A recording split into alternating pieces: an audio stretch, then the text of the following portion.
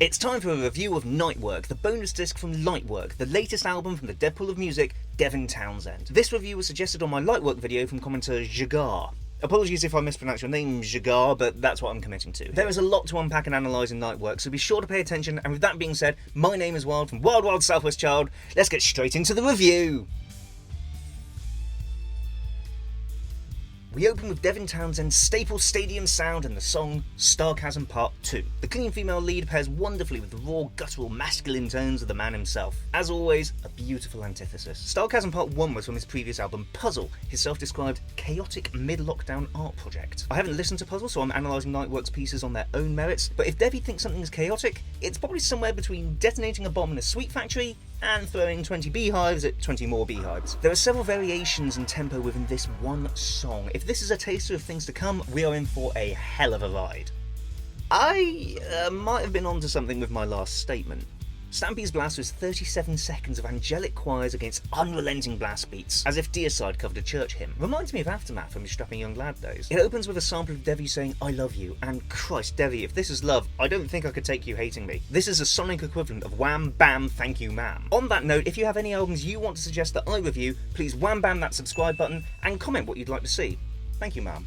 Song 3 is called Factions and is full-on battle music if ever I heard it. There seems to be a lot of pent-up aggression being released in this song. Blast beats and heavy guitar had a minimal presence in Lightwork, which makes them hit all the harder here. The drums must have been programmed because a human trying to play this would need to be injected with 50 litres of pure caffeine and have a V8 strapped to their ankles to hit this tempo. There's very poignant use of synths again, soaring high over the top-speed guitar chugging, giving us an epic symphonic garnish on the spicy, in-your-face guitar. I'm only 10 minutes in and I've been cuddled, deafened, shaken, caressed, and all in all thrown all over the shop. Track 4 is called Yogi and starts with a refreshing bluesy drum shuffle before breathy vocals and Jean-Michel Jarre's synths bring us into something else entirely, something that bridges the gap between the digital and the organic. This makes me think a lot of his Space Country project Casualties of Cool with Che Amy, but mixed with a light sprinkling of late noughties Deadmau5. A yogi is a practitioner and teacher of yoga, although it wouldn't surprise me if Devin wrote this song about the well-known cartoon bear. This piece is much more in line with the emotion of Lightworks, and honestly, I'm surprised it didn't feature in the main album.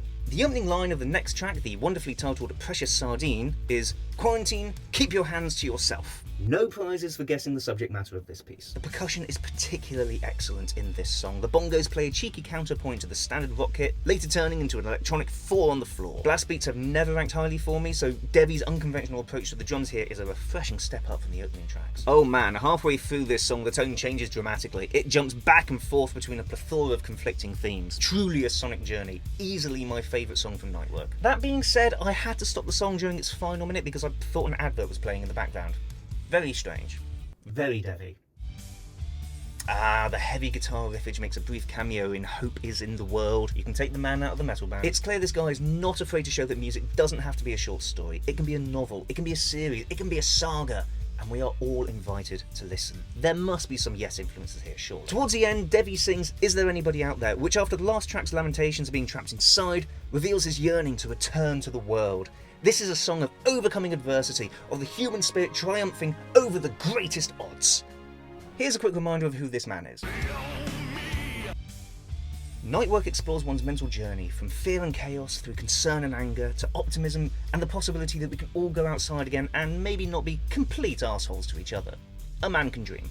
It's interesting that Devi received backlash over the years because his music isn't as angry and vitriolic as his early work. He has explained it's because he isn't that person anymore, which is fair and honestly good. Music should be a reflection of the artist as a person, and Devi presents his identity very eloquently, I must say. Also, fuck those people who prefer him to be sad and angry. Children of Dog is a reimagining of the song Children of God from Lightwork. The beat changes halfway through to something I'd call boppy, in that I couldn't stop bopping about to it. It was very infectious. Then, in true Devi fashion, it changes again. This was not an easy review to write. Please subscribe. This was great fun, but my sweet lord, this was a lot of work. You gotta listen to the album to appreciate it fully.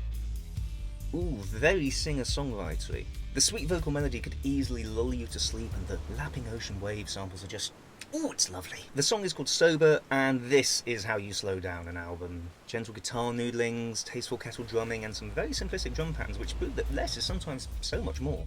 Another change of pace as we sway into the penultimate track, Boogus. Here we find elements of bossa nova harmonies, indie rock, and Hawaiian music. I want to say I can hear some Mars Volta influences, specifically Francis the Mute. Did anybody play Croc Legend of the Gobbos on PS1? Can you hear what I mean? No? Just an idea. We close with Carry Me Home. This is country music. Definitely a nod to the aforementioned casualties of cool. A very nice note to end on. I think this was a good move. In this situation, an absolute deafening banger would have missed the mark, so I'm glad he held himself back. It's a decent song, nothing more to say, just a decent song. Ironic that this album was his post-lockdown feelings, and he ends on a song asking to be taken back home again. He closes by saying goodnight. That's sweet of you, Devy. Sweet dreams, my man. Whilst this album has some of my favourite moments in quite possibly all of the Devin Townsend catalogue that I've heard so far, it does unfortunately include some rather weak, redundant and out-of-place moments. I usually praise Devy emphatically on his tasteful chaos and surprise turns when it comes to song arranging, but there is such a thing as jumping out of the narrative so much that it detracts from the main storyline and reduces the overall experience. On the other hand, this is not part of the official release of Lightwork. It is part of the extended Deluxe edition, which, let's face it, is usually just a cash grab of second-rate material. This isn't. In and of itself, it is still very good. Thanks again to Jagar for the suggestion. I give it 7 Jagars out of 10.